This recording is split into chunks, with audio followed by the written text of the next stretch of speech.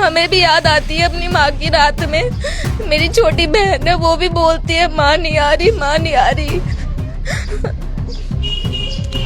30 दिन से हॉस्पिटल में महिलाएं एडमिट हैं, जिंदगी मौत से जूझ रही हैं। किसी राजनेता ने हॉस्पिटल में जाकर उनको नहीं देखा है।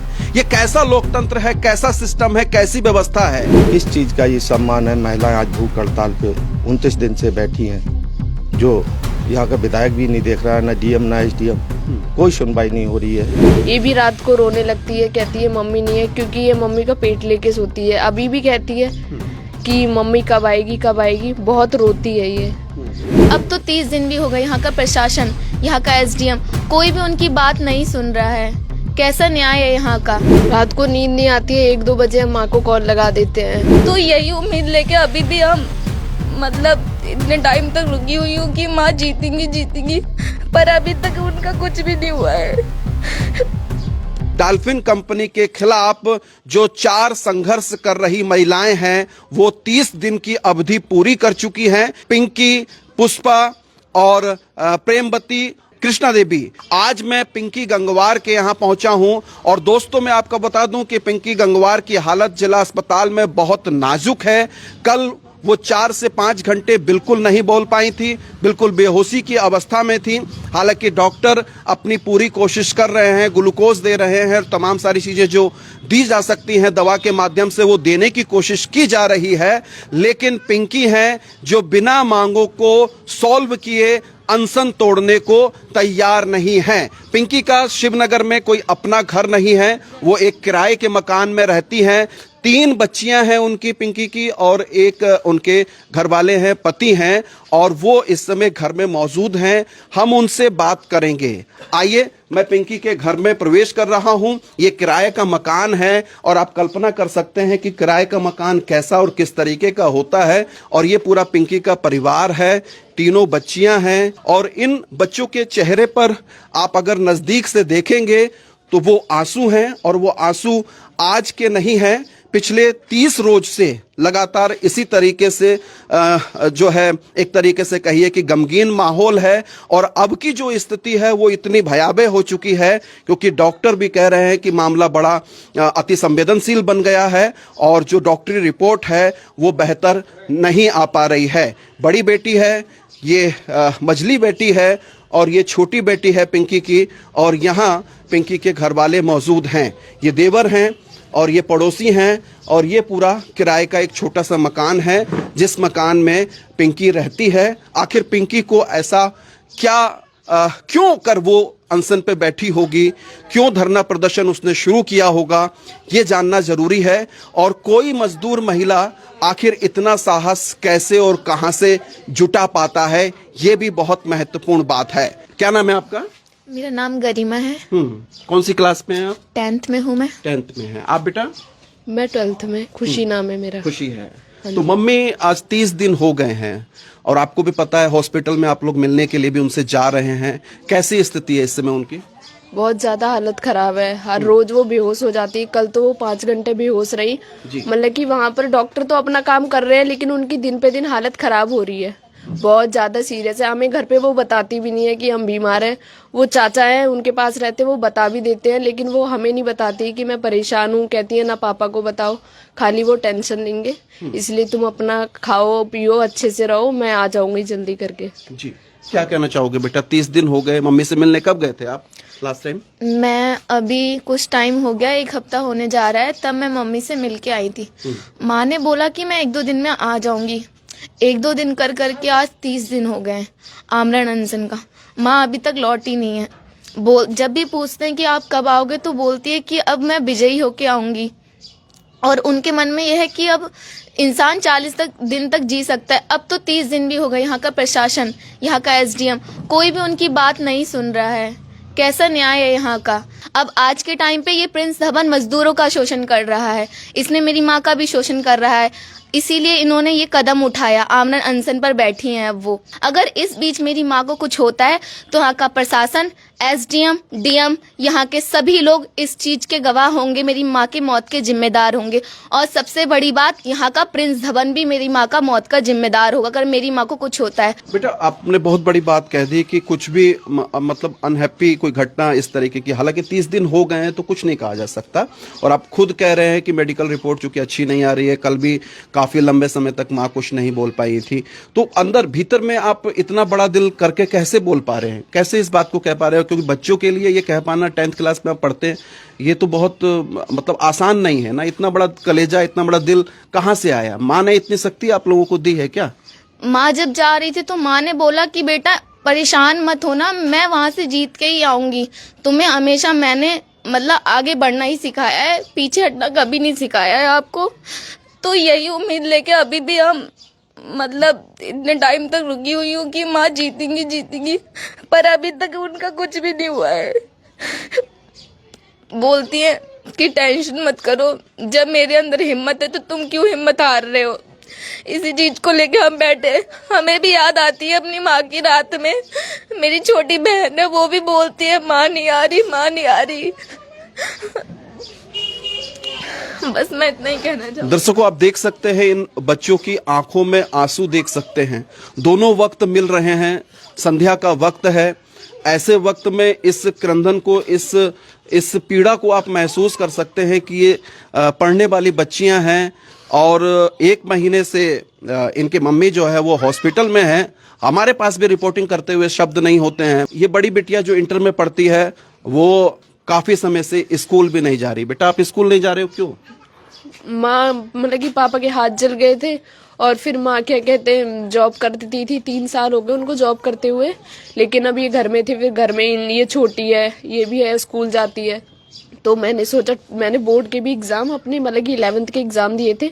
उससे पहले से ही दिसंबर से थोड़ी कंडीशन हमारी खराब हो गई थी दिन पे दिन। फिर उसके बाद मम्मी बोली कि अब तुम देख लो। फिर मैंने कहा चलो मैं प्राइवेट कर लेती हूँ, क्योंकि घर में भी देखने वाला कोई होना चाहिए इन्हें। माँ बोली मैं जॉब में जाऊंगी, क्योंकि पापा को भी 9 महीने हो गए, अभी 15-20 दिन हुए हैं ये जॉब में जा रहे हैं, क्योंकि इनका एक्सीडेंट भी हो गया था, हाथ जले, फिर ऊपर से एक्सीडेंट। इस चक्कर में प्राइवेट करना पड़ रहा है। 30 दिन से हॉस्पिटल में महिलाएं एडमिट हैं, जिंदगी मौत से जूझ रही हैं। किसी राजनेता ने हॉस्पिटल में जाकर उनको नहीं देखा है। ये कैसा लोकतंत्र है, कैसा सिस्टम है, कैसी व्यवस्था है? इन्हीं लोगों के वोटों से चुनकर आप विधायक बनते हैं, इन्हीं आम जनता के, इन्हीं मजदूरों के वोटों से आप सांसद बनते हैं, मंत्री बनते हैं, नेता बनते हैं, आपकी जय जयकार होती है। लेकिन जब ये बच्चे इस तरीके से हताश, निराश, परेशान और इनकी आंसुओं की धाराएं जब बह रही होती है और वो रुकने का नाम नहीं लेते, आज कैमरे पर आके बच्चे रो रहे हैं, ऐसा नहीं है। 30 की 30 रात इसी तरीके से गमगीन माहौल ने इन बच्चों ने बिताई हैं। ये पिंकी के घर वाले हैं जो पिछले 1.5 साल से काम नहीं कर पा रहे थे। एक जगह काम करते हुए इनका हाथ जल गया। हाथ दिखा दीजिए थोड़ा नजदीक से, कश्मीर। यह हाथ जल गया, हाथ काम नहीं कर पाता है और करीब एक वर्ष का समय लग गया इस हाथ को ठीक होने में। उसके बाद दुर्भाग्यपूर्ण तरीके से इनका रोड एक्सीडेंट हो गया और उसमें भी काम करने में ये अक्षम हो गए। ऐसी स्थिति में पिंकी ने यह सहारा लिया कि उसको अब बाहर निकलना पड़ेगा और वो निकल कर आई और उसने पूरे परिवार की जिम्मेदारी उठाई और वो डॉल्फिन कंपनी में काम करने के लिए गई। पत्नी ने जब बताया कि वो भूख हड़ताल करने जा रही है तो क्या आप सहज तैयार हो गए या आपने रोकने की भी कोशिश की उनको? मैंने हाँ उनको बोला भी था कि कोई भी काम करने से पहले एक बार सोच लो, क्योंकि आम राशन जो आप लेने जा रही हैं ये जो है बहुत कठिन भी है और इसमें जान भी जा सकती है, सारी समस्याएं हैं। तो वो नहीं, कोई नहीं, चिंता मत करो, तुम इन बच्चों को देखना। तो मैंने कहा चलो, और मेरी आज भी बात हर दिन होती है उनसे। बस यही कहना चाहूँगा, आज 29 दिन हो चले हैं उनके लिए जो है भूख हड़ताल पे। तो यहाँ का जो शासन प्रशासन और जो यहाँ का जो कंपनी जो मालिक है प्रिंस धवन, इन चीज़ों को ध्यान दे। यहाँ का शिव अरोड़ा जो हैं हमारे विधायक जी, उनको तो विशेष तौर से ये ध्यान देना चाहिए कि हमारे कहते हैं कि महिलाओं को मिला सम्मान जी, किस चीज़ का ये सम्मान है? महिलाएं आज भूख हड़ताल पे 29 दिन से बैठी हैं, जो यहाँ का विधायक भी नहीं देख रहा है, ना डीएम ना एसडीएम, कोई सुनवाई नहीं हो रही है। कितने साल से आप घर पे बैठे हुए थे? मेरे को हो गए सर 1 साल हो गया यहाँ पे। अभी पिछले 1 मंथ होने जा रहा है, तो मैं अब जाने लगा। जो हमारी बजाज की वेंडर है, बजाज मोटर्स में। तब से आप घर पे बैठे थे। फिर परिवार कैसे चल रहा था? किराए का मकान, किराया भी देना है, सब सारी हाँ, चीजें। वो ड्यू हो जाता था इनका 2-2 महीने 3-3 महीने करके। मैं अपना घर से अपना मेंटेन करके जैसे लाता था। घर से अकेला ही था मैं, तो कुछ परिस्थितियों को अपना ले दे के अपना कहीं कुछ ऐसे ही करके चला रहा था। बड़ी बच्ची की भी पढ़ाई जो थी मेरी रेगुलर थी, मजबूरन ये पैसे की ना होने के कारण तो इसको प्राइवेट अब करवाना पड़ा। इस रुद्रपुर शहर के अंदर हजारों की संख्या में वो मजदूर हैं जो छोटे छोटे कमरों में 10 बाई 15 के कमरे में अपने पूरे परिवार को लेकर जैसे तैसे गुजर बसर करते हैं। और अगर उनका काम छिन जाए, वो भी 1-1 साल से, जनवरी से काम छिना हुआ है, तो समझिए कि बच्चों की पढ़ाई लिखाई से लेकर जो खाने पीने की तक के लाले पड़ जाते हैं। बेटा, कैसे चल रहा है आपका परिवार का? सारी स्थिति इस समय क्या है? आर्थिक स्थिति तो बड़ी नाजुक होगी ना? हाँ, खाने पीने को एक टाइम, वो तो जनवरी से ही हो रहा है क्योंकि पापा घर में नहीं थे। एक टाइम बनता था, एक ही टाइम खाते थे। और माँ भी बोलती थी। माँ का क्या है, अपना आती थी, वो जॉब तो जाती थी थोड़े दिन, मतलब कि अभी अगस्त से हुआ है, 3-4 महीने हुए हैं घर में बैठी है। क्या बनना चाहते हो बड़े होकर आप? मैं तो IPS बनना चाहती हूँ, पर अगर ऐसा ही रहा तो फिर कैसे बन पाएंगे हम? जो सपने हैं वो तो सारे टूट जाएंगे ना, अगर माँ को कुछ होता है तो। अगर माँ आ जाती है, जॉब सही से होने लगे पापा और मम्मी की, तो हम अपने साकार कर सकते थे। इतने सालों से पता था कि हाँ आगे चल के ये बन जाएंगे, पर अब नहीं लगता कि अब वो सपने पूरे हो पाएंगे। तो मम्मी क्या कहती थी आपको? मम्मी से तो आपकी बात होती होगी बहुत ज्यादा, है ना? और आप तीनों बहनें हैं, तो मम्मी आपको क्या सीख देती थी कि गलत के खिलाफ गलत बोलना है? क्योंकि आज के समय में महिलाएं घर से बाहर निकल पाती हैं, बड़ा मुश्किल काम होता है। और आपकी मम्मी ने तो इतना बहादुरी वाला काम किया है कि वो 30 दिन से आंदोलन चला रही है, भूखी प्यासी है। माँ कहती थी मैं जॉब पे जा रही हूँ, ना बाहर किसी से बोलना, ना बतलाना, अपना पढ़ाई पे, स्टडी पे अपना ध्यान देना है। तो हम यही सब करते थे, पर हमें क्या पता था कि माँ इतना बड़ा कदम उठा लेंगी आगे जाके। वो तो हमें हमेशा मतलब आगे बढ़ने की सीख देती थी, पर हमें नहीं पता था कि कभी उनके सामने भी ऐसी सिचुएशन आ जाएगी कि उन्हें भी इतना आगे बढ़ जाना पड़ेगा। पर अब बात करते हैं माँ से, तो माँ कहती है बस मैं आ जाऊंगी, तुम चिंता मत करो, अपनी स्टडी पे ध्यान दो, पढ़ाई पे, जो तुम्हारा टारगेट है, जो तुम्हारा लक्ष्य है, उस पर फोकस करो। पर कैसे करें जब यहाँ का प्रशासन ही नहीं सुन रहा मेरी माँ की? तो आपको क्या लगता है, दिन तो जैसे तैसे कट जाता होगा, जो पड़ोसी हैं, किराया मकान मालिक हैं, उन लोगों के साथ रात की स्थिति कैसी होती है? खासतौर पे छोटी बिटिया भी है, बहन भी है आपकी, रात में कैसे क्या लगता है आप लोगों को? कैसा, मतलब मुझे ये पूछना नहीं चाहिए, मैं महसूस कर सकता हूँ, लेकिन फिर भी दर्शकों को कम से कम बताइए कि रात कितनी भयावह रहती है आप लोगों की? रात को नींद नहीं आती है, 1-2 बजे हम माँ को कॉल लगा देते हैं। और पापा भी नाइट ड्यूटी करते हैं क्योंकि उनकी 15 दिन डे 15 दिन नाइट चलती है, तो अभी नाइट चल रही है, 2 हफ्ते हो गए उनको। अगर कभी भी ऐसा लगता है तो रात को कॉल वगैरह लगा ली। ये भी रात को रोने लगती है, कहती है मम्मी नहीं है, क्योंकि ये मम्मी का पेट लेके सोती है। अभी भी कहती है कि मम्मी कब आएगी कब आएगी, बहुत रोती है ये, परेशान होती है। लेकिन पापा है तो थोड़ा होती है, पापा से टच में रहती है इस चक्कर में। जी, आपको क्या लगता है कि आपकी मम्मी ने जो कदम उठाया, भूख हड़ताल कर रही हैं, वो इतना बड़ा स्टेप लिया, इसके लिए आप अपने आप को गौरवान्वित महसूस करती हैं, या लगता है कि मम्मी ने कोई गलती कर दी? नहीं, उन्होंने एक कदम उठाया, अच्छी बात है। ये जो समाज के मजदूर, यहाँ की जो नारियां हैं, जो अपने आप को कमजोर समझती हैं, वो अब जागरूक हो जाएंगी। पर उन्होंने जो भूख हड़ताल का इतने दिन का वो रखा है, मुझे नहीं लगता कि अब तक उस प्रिंस धवन ने, उनके मालिक ने नहीं सुनी, तो अब वो क्या सुनेगा। पर माँ से बात जब करती हूँ तो माँ कहती है कि कभी ना कभी वो सुनेगा। ऐसा बोल के हमारा उत्साह बढ़ाती रहती है और खुद भी उत्साहित होती रहती है। मतलब वो अपने स्वाभिमान से कोई समझौता नहीं करना चाहती। वो ये कहती है कि जब मैं बैठी हूँ तो एक लक्ष्य के लिए बैठी हूँ और उस सही लक्ष्य को मैं प्राप्त करके ही उठूंगी। हाँ, यही वो कहती हैं हमसे। क्या कहेंगे? कोई राजनेता भी वहां नहीं पहुंच रहा, विधायक भी नहीं पहुंच रहे, अन्य जनप्रतिनिधि भी नहीं पहुंच रहे मिलने के लिए, आज तक कोई नहीं गया। इस राजनीति को लेकर आप क्या कहोगे? हालांकि राजनीति की समझ उतरी नहीं होगी आप लोगों को, लेकिन फिर भी जो आप महसूस कर रही हो कि कोई भी जनप्रतिनिधि उनसे मिलने नहीं गया अभी तक। उनसे मिलने जाएगा कैसे? अगर कोई जाता भी है वहां पर तो ये कहता है कि तुम अपना आमरण अनशन तोड़ दो। मतलब उनकी कोई सुनवाई, मतलब जो उनकी मांगे वो पूरी नहीं करता है। उनसे ये कहता है आमरण अनशन तोड़ दो, पर ऐसा तो हुआ नहीं। जब आमरण अनशन मेरी माँ ने जब नहीं ले रखा था, उससे पहले शिव अरोड़ा आया था, मतलब वो आए थे, उन्होंने बोला कि तुम्हारी मांगे पूरी होंगी, ऐसा करके उन्होंने बोला। पर आज 2 महीने से भी ज्यादा दिन हो चुके हैं, अभी तक तो मांगे पूरी नहीं हुई। मुझे तो ऐसा लग रहा है कि सबकी आंखों पे पट्टी पड़ चुकी है, यहाँ के प्रिंस धवन के, शासन प्रशासन सबके। बेटा आप क्या करते हो, कौन सी क्लास में हो? थर्ड में। मम्मी कहाँ गई है पता है आपको?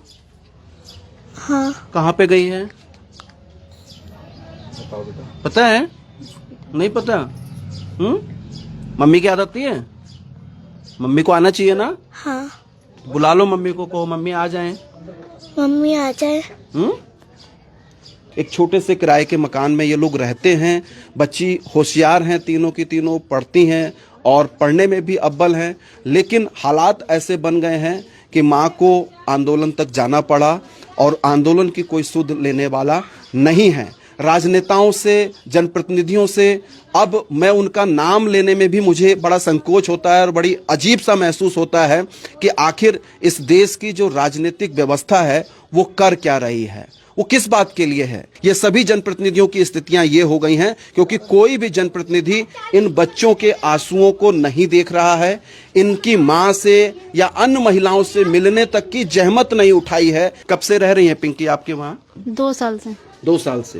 कैसे है उनका व्यवहार वगैरह, कैसे? व्यवहार अच्छा है, लेकिन जिसके लिए वो खड़ी हुई है वो न्याय उन्हें मिल जाए बस। जी, ये आप उनके समर्थन में हैं? हाँ है? क्योंकि मैं देख रही हूँ, बच्चों की स्थिति देख रही हूँ, हमारे भैया की देख रही हूँ, क्योंकि वो भी 1 साल से बैठे थे, हाथ जल गया था, एक्सीडेंट भी हो गया था। उनकी मजबूरी देख के तो हमें तो ऐसा ही लगता है, क्योंकि उन्हें न्याय मिलना चाहिए। तो वो जो कदम उन्होंने उठाया है वो ठीक उठाया, उसके साथ में? हाँ, मैं तो उनके साथ ही हूँ। और कई महीने का किराया नहीं दे पा रहे हैं, उससे कहीं ऐसा नहीं लगता? तो उससे हमें ऐसा कुछ नहीं लगता, बस व्यवहार अच्छा है, हमें ये चाहिए और कुछ नहीं।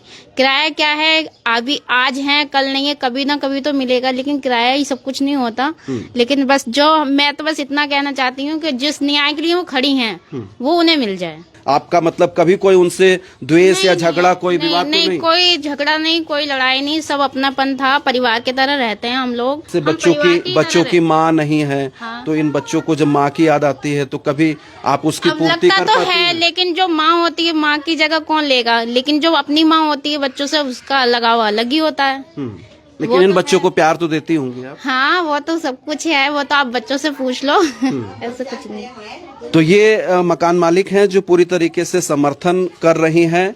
अच्छे बच्चे हैं, पढ़ाई लिखाई कर रहे हैं, इनके समर्थन में जरूर आपको निकल के आना चाहिए। और एक ही रास्ता है, जब शासन प्रशासन, ये भ्रष्ट नेता जब कान में रुई डाल के बैठ जाते हैं तो खोलता हुआ पानी जरूर इनके कान में डालना चाहिए और कम से कम आपके स्वर इतनी बुलंदगी के साथ उठने चाहिए कि इनके कान के पर्दे फट जाएं। शायद तब इन बच्चों की कोई फरियाद सुनी जाएगी। बने रहिए अनसुनी आवाज के साथ। अनसुनी आवाज के फेसबुक पेज को फॉलो कीजिए। आप हमको यूट्यूब पे भी सब्सक्राइब कर सकते हैं। बहुत शुक्रिया, धन्यवाद, नमस्कार।